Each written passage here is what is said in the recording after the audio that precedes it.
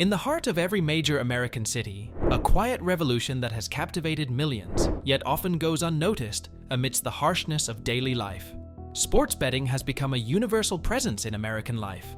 It's a multi-billion-dollar industry that shows no signs of slowing down, fueled by the fervent passions of fans and the relentless march of progress. But there lies a question. How did placing a bet on a game quietly change into a force capable of causing disaster on a national scale? Join us as we uncover the untold stories and shedding light on the harsh realities that lie beneath the surface. The unlikely path to legalized betting. Back in 2006, there was this random addition to a law called the Safe Port Act, which had nothing to do with gambling.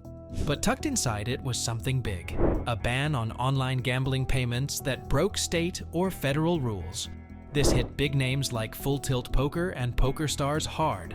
But oddly, the law left a loophole for fantasy sports, seeing them as more skill-based than luck-based. Fast forward to 2009 at South by Southwest, where a group had a light bulb moment in a backyard. That moment birthed FanDuel, a game changer. Unlike traditional fantasy sports leagues, FanDuel lets you play daily, instead of for a whole season. It wasn't just you and your friends anymore. Now, you could compete against tons of others for cash prizes. And that was just the beginning of how fantasy sports would morph into sports betting. While traditional fantasy leagues were all about small money exchanges for league fees and yearly guides, FanDuel made bank fast. A single good day could mean a couple $1,000s in your pocket, all thanks to the 2006 gambling law that put it online and on your phone. What used to be slow and hard became quick and easy. Just play on your phone, win, and cash out the same day. But young guys caught on, and so did the money. FanDuel's funding skyrocketed, and so did the prize money. In 2013, they crowned their first $1 million winner by partnering with the NBA and with competitors like DraftKings teaming up with other leagues. These companies were spending big on ads, becoming household names. With easy access, low costs, and big prizes, daily fantasy sports exploded. People debated whether it was just a fancier form of sports betting, but instead of trying to shut it down, many in the sports world started to see the appeal. Sports betting, long seen as unfair, was now getting a second look. Even though it was banned in most states, and the major leagues didn't like it, public opinion was changing.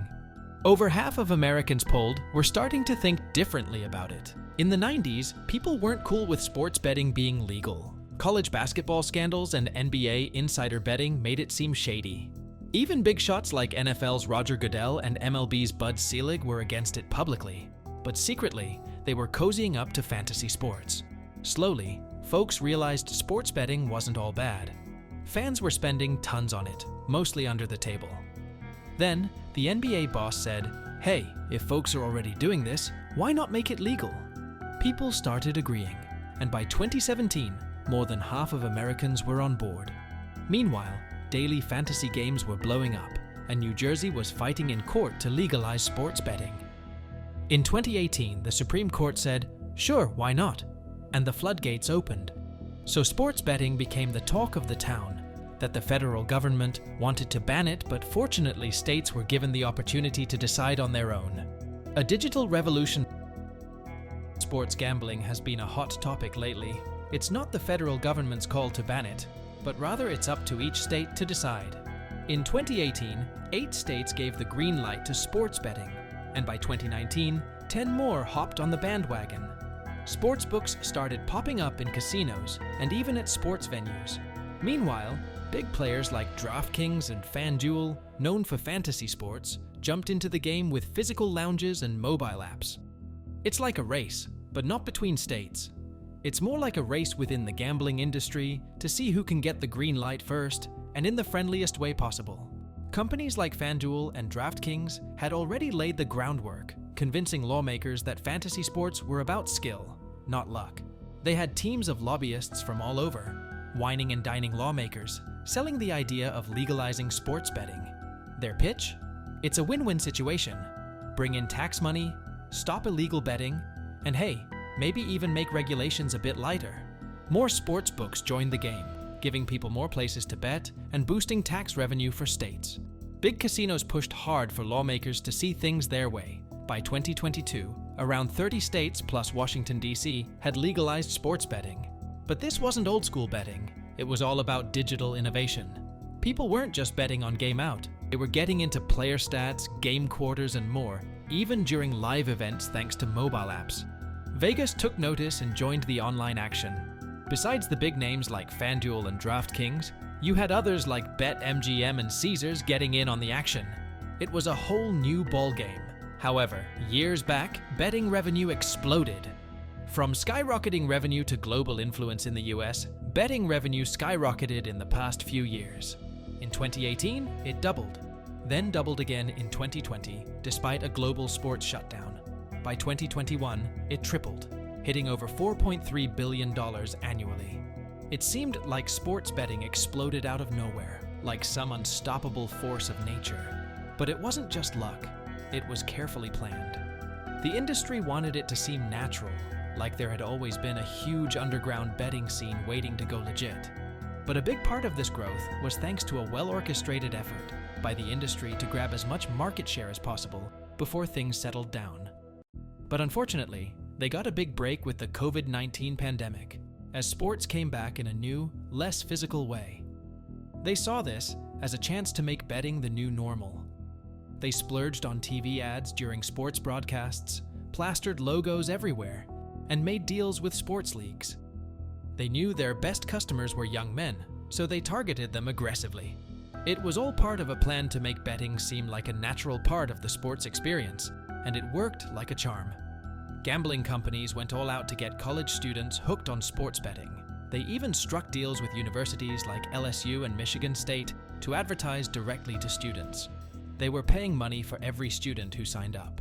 This push to make betting a normal part of watching sports was sneaky, but it worked because it felt like just another part of the game, like wearing a jersey or snacking on nachos.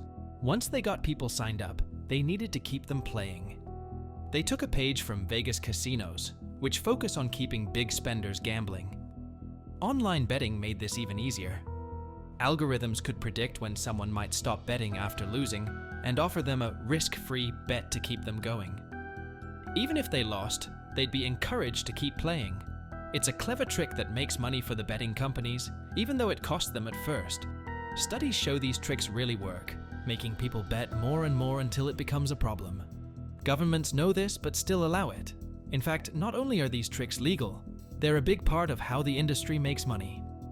In many states, sports betting companies don't pay taxes thanks to powerful lobbying. This means they avoid paying millions in taxes, all while creating addictive behaviors. State regulators struggle to keep up, and lawmakers often give in to the influence of well-paid lobbyists. The gambling industry basically runs the show, turning America into a nation of gamblers. Australia is already deep into this gambling culture. Casinos are right in the heart of cities, making it easy for people to gamble anytime. Aussies lose a lot to gambling, over $1,000 per person each year, double what Americans lose.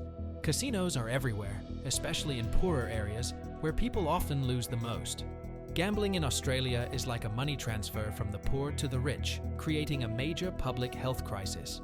About 1 in 14 Australians show signs of problem gambling. The government knows, but they let it happen because the gambling companies have too much power. It's a situation similar to the gun lobby's influence in America. Do you think the Americans consider sports betting a disaster or a lifesaver? Share your thoughts and opinions in the comments section. And if you enjoyed watching this video, make sure to give a thumb up and subscribe to the channel.